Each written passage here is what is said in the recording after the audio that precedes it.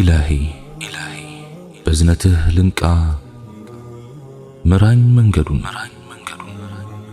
انداوك أسجلين ليازو جمل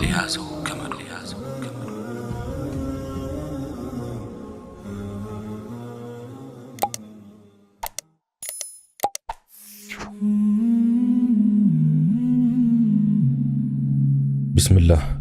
اللهم لك الحمد كما ينبغي لجلال وجهك وعظيم سلطانك، والصلاة والسلام على رسول الله وعلى آله وصحبه ومن والاه. السلام عليكم ورحمة الله وبركاته. ኃጢአትን መጀመሩ ነው ከባዱ ነገር። አንድ ሙእሚን መጠንቀቅ ያለበትም ይህንኑ ነው። አላህ ከከለከለው ድንበር ላለመድረስ እስከ መጨረሻው መጣርና መታገል፣ መጥፎ ሱስን ላለመጀመር ታገል። የጀመረ በሂደት ይሸነፋል። ኃጢአት ደራሽ ወንዝ ነው፣ እያሳሳቀ ይወስዳል። ኃጢአትን ላለመጀመር ታገል። ከጀመርከው እየተለመደ እየቀለለ ሰውነት እየሆነ እየጣፈጠ ኃጢአትነቱ ጭምር እየተረሳ ይመጣል። ስትለምደውም በፊት እንደ ተራራ ታየው የነበረው ግዙፉ ወንጀል ኖርማልና ተራ ነገር ይሆናል። የሐላልና ሐራም ድንበሩና መስመሩ እስኪጠፋህ ድረስ ትሆናለህ። እዚያ ደረጃ ላይ ከደረስክ በርግጥ ተጎድተሃል፣ ሞተሃል። ወደ ኃጢአት መንደር ላለመግባት ከመጀመሪያው ጀምሮ መታገል ግድ ነው። ከመጀመሪያው እይታ ጀምሮ ታገል። ከመጀመሪያው ማዳመጥ ጀምሮ ታገል። ከመጀመሪያው ትውውቅ ጀምሮ ታገል። ችላ አትበል። ምንም አይሆንም፣ ምንም አልሆንም፣ ምን ችግር አለው አትበል። ንቀህና አቅልለህ አትከተል። ራስሽን ያዥ፣ ራስሽን ተቆጣጠሪ፣ ራስሽን ገምግሚ፣ አካሄድሽን መርምሪ፣ መዳረሻሽን አስተውይ፣ መውደቂያሽን አስተንትኝ። ሰው በየቀኑ ሊሳሳት ይችላል። ግና ወደ መጥፎ መንደር ዘው ብሎ ገብቶ ወዲያው መውጣትን ልማዱ ያደረገ ሰው መቼም ቢሆን ወድቆ አይወድቅም። በሂደት ይጸናል፣ ይረጋጋል፣ ቀጥ ይላል። ኢብኑል ቀይም እንዲህ ይላሉ፣ ከሰዎች ሁሉ የተሟላው ሰው ሁሌም መታገልን የሚያበዛው ነው። ትልቁ ትግልም ነፍስን መታገል፣ ስሜትን ማሸነፍ፣ ሸይጣንን መርታት ነው። የጥፋት አዘቅት ውስጥ መግባት ድንገት የሚፈጠር ጉዳይ አይደለም። የእሳቱን ክልል በእግሮችህ ስትራመድ፣ ከውስጡ ለመውደቅ ስትገሰግስ፣ ካንተ እጅግ በጣም የራቀውን የጥፋት አረንቋ ስትናፍቅ፣ ለውድቀትህ አብሳሪ የሆነውን በር ስታንኳኳ፣ ክልሉን ኬላ ለማለፍ ስትታገል፣ ልብህ በብክለት ሲሞላ፣ ጽዱ መንፈስህ ሲደፈርስ፣ ብርሃናማው ዓይንህ ሲጸልም፣ ልቦናህ ሲታወር፣ አይምሮህ ሲዝግ፣ የብዥታውን ጎዳና መርጠህ ስትከንፍ፣ የጥፋትህ የመጨረሻው መጀመሪያ ላይ ነህና እንቅስቃሴህን ግታ። በወንጀል ኮክቴል ካሸበረቁት ጎዳናዎች ላይ መጓዝህን አቁም። በሰይጣን ፋና ወጊነት በተጠረጉት የጥፋት መንገዶች ላይ ከመራመድ ተቆጠብ። ጎዳናዎቹ ቀልብ በሚያማልሉ ነገሮች ታጭቀው ለጊዜው የስሜትህን መሻት ሊሞሉ ይችላሉ። ምላሶቻቸው ጤፍ በሚቆሉ ክፉ መካሪዎች ተወረው በቅጽበታዊ ደስታ ሊያንሳፍፉህም ይሞክራሉ።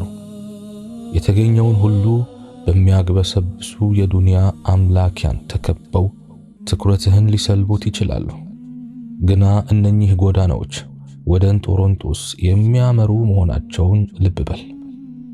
ላንቃውን ከከፈተ የጥፋት ጉድጓድ ውስጥ የሚማግዱ አስብቶ አራጆች ናቸው። እንዲያ እንዲህ እያልክ የአዘቅጡ አፍ ላይ ትገኛለህ። ምርጫዎችህ ሁለት ናቸው። እውነተኛ የሆነውን የተውባ መንገድ አጥብቀህ በመያዝ ነፍስህን ለመታደግ መሞከር፣ አሊያም በስሜት ምርኩዝ ተደግፈህ መቀመቅ መውረድ። ምርጫ ሁለተኛው ከሆነ ውጤቱ ድንገት የተፈጠረ ሳይሆን እየተንከባለለ የመጣ የክፉ ተግባር ድምር ውጤትህ ነውና አያስከርምም። የመሸሻና የማምለጫ ጊዜው ተጠናቆ ለእርዳታ ጥሪያችን ሰሚ የሚጠፋበት ወቅት ከመከሰቱ በፊት የንስሐውን ገመድ አጥብቀን በመያዝ የምድራዊና የመጪውን ዓለም ሕይወታችንን ከክስረት እንታደግ።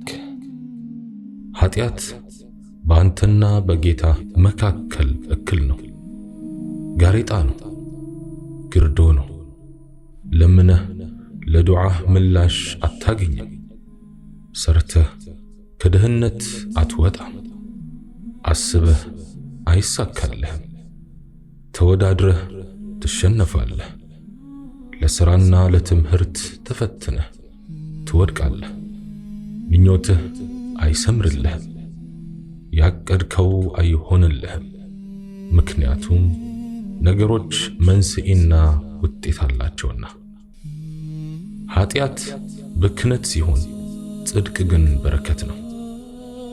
የኃጢአት ባለቤት ከሆንክ እቆጥባለሁ ብትልም አይሆንልህም። ኃጢአት ብል ነው። ኃጢአት ተምች ነው። ኃጢአት ቫይረስ ነው። በልቶ ይጨርሳል። አንተንም ጸጋህንም ይበላል። የኃጢአት ውጤቱ በዚህ ብቻ አያበቃም። አየርን ይለውጣል፣ ቤትን ያበላሻል፣ ትዳርን ያደፈርሳል። እኔ የኃጢአቴን ውጤት በመሳፈራት እንስሳ ላይ ጭምር አያለሁ ይላሉ አንዳንድ ደጋጎች። እንስሳዋ ባህሪዋ ይቀየራል። ገር የነበረችው ኃይለኛ ትሆናለች። ታዛዥ የነበረችው ታምጻለች። ስንቀየር ነገሮችም ይቀየራሉ። ስናበላሽ ሁኔታዎችም ይበላሻሉ። ያከብሩን የነበሩ ሰዎች ይንቁናል። ባላችን ይቆጣናል። ሚስታችን ነብር ትሆናለች። ልጆቻችን አይታዘዙንም። ኃጢአትህ ሲበዛ ፊትህ ይጠቁራል፣ ኑርህ ይጠፋል፣ ሞገስህ ይገፈፋል። ኃጢአት ጥቁር ሲሆን ጽድቅ ሥራ ግን ነጭ ነው። ኃጢአት ጨለማ ሲሆን መልካም ሥራ ግን ብርሃን ነው። ወደ ብርሃን ለመውጣት ደግ ሥራን ማብዛት። እናም ለአንዳንድ ነገሮች ጓጉተህ አንዳንድ ነገሮችን ሞክረህ አልሳካ ያለህ እንደሆነ መለስ ብለህ ራስህን ፈትሽ። ከስኬትህ ያገደ ጋሬጣ ሊኖር ይችላልና ያንን አስወግድ። ከራስህ ጀምር። ከማሳበብህ በፊት ሁኔታህን መርምር። ሙስሊሞችም ሆኑ ሌሎች ሰዎች ችግር ሲገጥማቸው በአንዳች መከራ እንደተመቱ ሊያስቡ ይችላሉ። በዓለም ላይ ካሉት ሰዎችም ብዙዎቹ የተለያዩ ችግሮችና ፈተናዎች የተጋረጡባቸው ሆነው እናገኛለን። አንዳንዴ የእነዚህን ሰዎች ችግር ስናይ አላህ በጣም ጥበበኛ አምላክ፣ አላህ በጣም አዛኝና ሩህሩህ አምላክ ሆኖ ሳለ እነዚህ ሁሉ ሰዎች በመከራና ስቃይ የሚቀጡበት ምክንያት ለምን ይሆን ብለን ልናስብ እንችላለን። ይሁን እንጂ የምናገኘው መልስ አብዛኞቹ ሰዎች የሚኖሩት ሕይወት ትርጉም የሌለውና የአላህን አንድነት የሚጠቁሙ በርካታ ምሳሌዎች እየቀረበላቸው አላህን ለመገዛትም ሆነ ለመታዘዝ ሳይፈልጉ መቅረታቸው ብቻ ሳይሆን እንደ እንስሳት ለሆዳቸው ለአካላዊ ደስታቸውና ፍላጎቶች ብቻ የሚኖሩ መሆናቸውን ነው። ይህን የሚያደርጉት ከሃዲዎች ብቻም አይደሉም። ብዙ ሙስሊሞችም ሲመቻቸውና ከነርሱ ፍላጎት ጋር ሲገጥም የአላህን መመሪያዎች የሚተገብሩ አሉ። አንዳንዶች ሀብት ከማካበት በስተቀር የሚያገኙት ሀብት ከሐላል ይሁን ከሐራም ለማወቅ አይጨነቁም። ሌሎቹ እጅግ የከባድ ወንጀሎች ውስጥ ይዘፈቃሉ። ለሚፈጽሙት ኃጢአትም ምንም አይነት የጥፋተኝነት ወይም የወንጀለኝነት ስሜት አይሰማቸውም። እነዚህን ነገሮች ስናስተውል በእነዚህ ሰዎች ላይ የሚደርሱት መከራዎችና ስቃዮች ከሚፈጽሙት ኃጢአቶችና ወንጀሎች አኳያ ሲታይ እንዲያውም አነስተኛ ሆኖ እናገኘዋለን። ለዚህም ነው አንድ ችግር የገጠመው ሰው ምን ባጠፋ ነው ለዚህ ችግር የተዳረኩት ብሎ ሲጠይቅ ሊገርመን የማይገባው። ይህ ሰው በሕይወቱ የሚፈጽማቸውን ኃጢአቶች ዞር ብሎ አልተመለከተም። በሕይወቱ መቀጫ ዓመታት ውስጥ በዚህ አይነት አሳዛኝ ሕይወት ውስጥ ሲወድቅም ሰዎች ከንፈር ሲመጡለት እናስተውላለን። ይህ ሰው በወጣትነት ዘመኑ የአላህ ትዕዛዛት በመተግበር ረገድ ችላ በማለቱ እየተቀጣ ሊሆን እንደሚችል ብዙ ሰው አያስብም። ስለዚህ በቅጣት ላይ ያለን ሰው ስንመለከት ቅጣቱ ምናልባትም በፈጸማቸው ኃጢአቶች ምክንያት የደረሱበት ሊሆኑ እንደሚችሉ መገመት ያስፈልጋል። ኢብን መስዑድ መዓልትና ቀናት ባለፉ ቁጥር የዚህች ምድራዊ ሕይወት ቆይታ እያጠረች ትመጣለች፣ ድርጊቶቻችሁና ሞት ግን እንዳሉ ይጠብቋችኋል። የበጎ ተግባራትን ዘር የዘራ የተስፋ አዝመራ ይሰበስባል። የክፋትን ዘር ሲዘራ የነበረ እንዲሁ የመከራና የቁጭት አዝመራ ይሰበስባል። በእርግጥ እያንዳንዱ ሰው የዘራውን ነው የሚያጭደው። ዘገምተኛ ሰራተኛም የድርሻውን አይነፈግም። ትጉ ሰራተኛም ከተወሰነለት መጠን አያልፍም። የዚህን ዓለም ጥቅማ ጥቅሞች በተመለከተ ማለት ነው። የሚገጥሙን እድሎች ሁሉ ከአላህ ናቸው። ከክፉ ነገሮች የሚከላከልልንም አላህ መሆኑን ማወቅ አለብን ይሉ ነበር። ዑመር ረዲየላሁ ዐንሁ በኸሊፋነታቸው ዘመን በውድቅት ሌሊት ከቤት እየወጡ የከተማይቷን ጎዳናዎች ይቃኙ እንደነበር ይነገራል። ይህን የሚያደርጉት እያንዳንዱ ነዋሪ ሕይወትና ደህንነት እየተጠበቀ መሆኑን ለማረጋገጥ ነበር።